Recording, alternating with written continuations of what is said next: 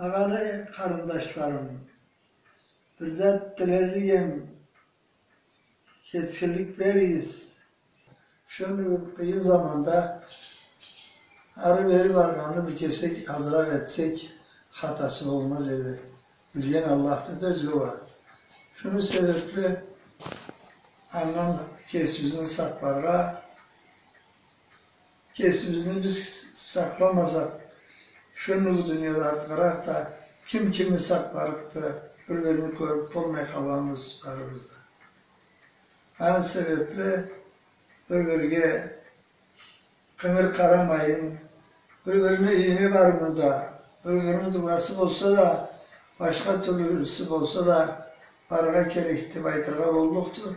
Alaya şunlu zamanda bir kesbizini saklamaklık sebep olduktu. Aynı sebeple baronu koyayak, konuşmaya da, elliliği de, başka türlü izleyen adamla da. Daha işte biz insi kıyılıkka düşkünü Karatay karındaşlarımızdan. Adamın esine gelmeyen zürek damarımızga düşkün de ketken zamanda kurulun kıyılıkımız.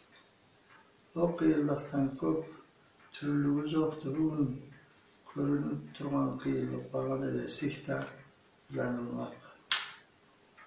İnziremiz bek katı, baraga kelirge karımız yok.